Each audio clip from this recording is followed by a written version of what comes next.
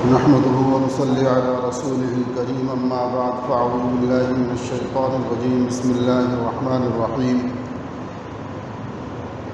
عن ابن عباس رضي الله تعالى عنه قال قال رسول الله صلى الله عليه وسلم من قبض يتيما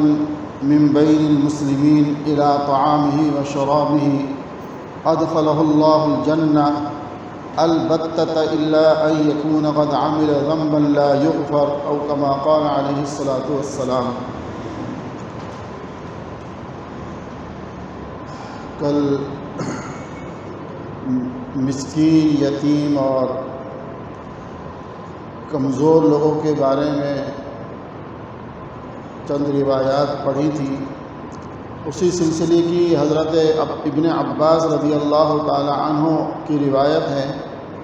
فرماتے ہیں کہ رسول اللہ صلی اللہ علیہ وسلم نے ارشاد فرمایا کہ اللہ کے جس بندے نے مسلمانوں میں سے کسی یتیم بچے کو لے لیا اور اپنے کھانے پینے میں شریک کیا، اللہ تعالیٰ اس کو ادخلہ اللہ الجنہ، اللہ رب العزت اس کو ضرور بالضرور جنت میں داخل فرمائیں گے، الا یہ کہ اس نے کوئی ایسا عمل کیا جس کی وجہ سے اس کی مغفرت نہ ہوتی ہو۔ پہلی بات تو اس حدیث میں یہ ارشاد فرمائی کہ یتیم بچوں کی کفالت یہ دخول جنت کا ذریعہ ہے، کہ جو بھی یتیم بچوں کی کفالت کرے گا اور اس سلسلے میں کام کرے گا، چاہے وہ اپنے گھر میں کسی یتیم بچے کو رکھے، اس کی پرورش کرے، اس کے کھانے پینے کا خیال کرے، یا کسی جگہ یتیم بچوں کی پرورش کرے، بہرحال جس انداز میں بھی یتیم بچوں کی پرورش میں حصہ ملایا جائے گا تو فرمایا کہ اللہ سبحانہ و تعالیٰ اس کو ضرور بالضرور جنت میں داخل کریں گے۔ لیکن آگے پھر ایک استثناء فرما دیا، الا ان یکون قد عمل ذنبا لا یغفر، مگر وہ شخص جس نے کفر یا شرک کیا ہو، یا کوئی ایسا گناہ یعنی کفر و شرک جس میں اس کی مغفرت نہ ہو۔ معلوم یہ ہوا کہ جنت کا دار و مدار ایمان پر ہے۔ ایک آدمی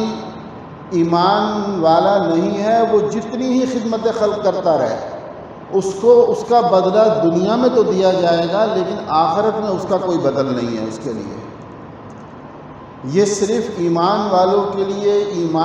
کے لیے اللہ سبحانہ و تعالی دنیا میں بھی اس کو جنت بدلہ عطا فرماتے ہیں اور آخرت میں بھی اس کو عطا فرمائیں گے۔ تو فرمایا کہ ایسے شخص کو اللہ سبحانہ و تعالی جنت میں داخل فرمائیں گے، مگر یہ کہ کوئی ایسی وجہ نہ ہو جس کی وجہ سے دخول جنت اس کے لیے حرام قرار دے دیا ہو، یعنی جیسے مشرک ہیں، کافر ہیں، کہ ان کے لیے جنت کا دخول نہیں ہے، لہٰذا ایسی اگر کوئی صورت ہے تو وہ الگ بات ہے، ورنہ انشاءاللہ یہ جنت میں جائے گا۔ عن ابی امامہ رضی اللہ تعالی عنہ قال قال رسول اللہ صلی اللہ علیہ وسلم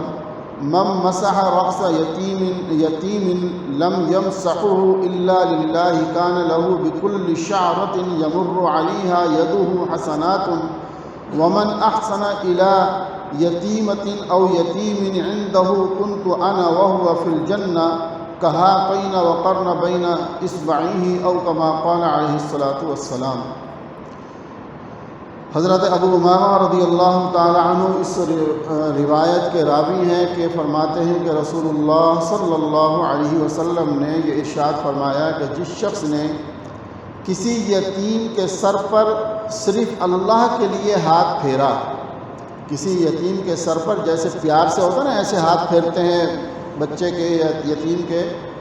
کہ جس نے سر پر ہاتھ پھیرا تو سر کے جتنے بالوں پر اس کا ہاتھ پھرے گا ان بالوں کی مقدار کے مطابق اس کو نیکیاں ملیں گی، لیکن فرمایا صرف لوجہ اللہ، اللہ کے لیے۔ ایک اہم بات کیا ہے کہ اس میں اللہ کی رضا مقصود ہو، کہ اللہ کی رضا کے لیے شفقت کا ہاتھ پھیر رہا ہے، مال کے مال پانے کے لیے نہیں پھیر رہا۔ بعض بچے ہوتے ہیں نا جن کے بڑی دولت ہوتی ہے، والدین چلے جاتے ہیں، اب پیچھے جو ہے وہ ہر کوئی ان خدمت میں لگا ہوا ہے۔ کیوں لگا ہوا ہے؟ کہ مجھے پیسہ مل جائے، مجھے مال مل جائے۔ فرمایا کسی لالچ میں کرو گے تو کوئی فائدہ نہیں ہے، اللہ کی رضا کے لیے اگر یہ کام کرو گے تو سر کے جتنے بالوں پر اس کا ہاتھ پھرے تو ہر بال کے حساب سے اس کی نیکیاں لکھی جائیں گی۔ اور اس کے بعد فرمایا اور جس نے اپنے پاس ومن احسن الی یتیمۃ او یتیم، جس نے اپنے پاس رہنے والی کسی یتیم بچی یا یتیم بچے کے ساتھ بہتر سلوک کیا تو میں اور وہ جنت میں ان 2 انگلیوں کی طرح قریب ہوں گے۔ اللہ اکبر۔ اندازہ فرمائیں کہ اللہ کے رسول صلی اللہ علیہ وسلم کس قدر محبت،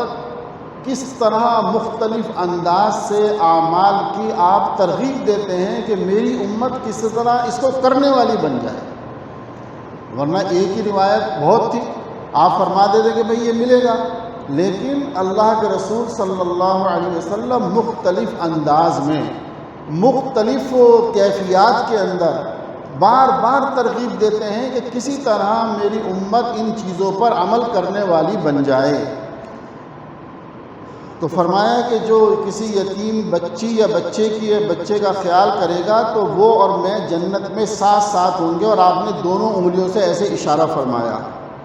عن ابی ہریرہ رضی اللہ تعالی عنہ قال قال رسول اللہ صلی اللہ علیہ وسلم خیر بیت فی المسلمین بیت فیہ یتیم یحسن الیہ وشر بیت فی المسلمین بیت فیہ یتیم یساء الیہ او کما قال علیہ الصلاۃ والسلام۔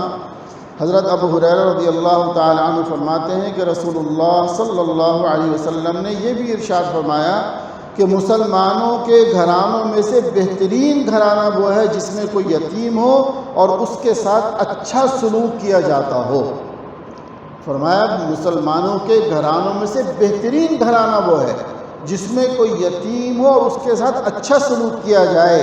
اور اس کے بعد فرمایا وشر بیت فی المسلمین، اور مسلمان گھرانوں میں سے بدترین گھر وہ ہے جس میں کوئی یتیم ہو اور اس کے ساتھ برا سلوک کیا جائے۔ اللہ اکبر۔ اندازہ کریں کس قدر بڑی بات ہے کہ پورے گھرانے کو اچھا اور برا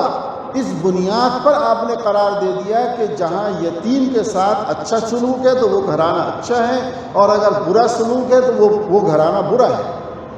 اب آپ اپنے معاشرے میں ہم دیکھیں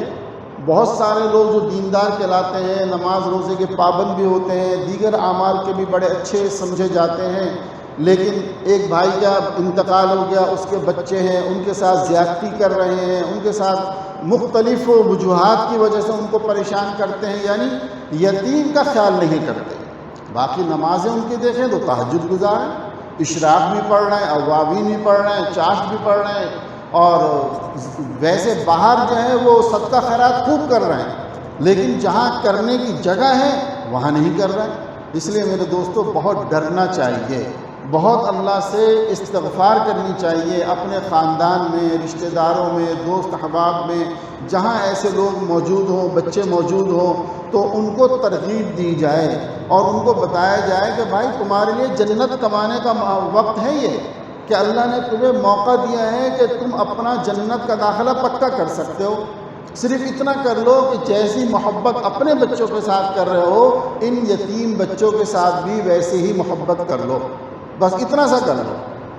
یہ بات سمجھانے کے لیے آج کل ظاہری بات انسان اپنے بچے کے لیے بہت کچھ کرتا ہے، اگر پورا نہ بھی کرو تو کم سے کم ایک اچھا سلوک اور رویہ اس بچے کے ساتھ رکھو، انشاءاللہ تمہارے لیے جنت میں جانے کا ذریعہ بن جائے گا۔ اللہ رب العزت اپنے فضل سے ہم سب کو عمل کی توفیق عطا فرمائے۔ وما علینا الا البلاغ۔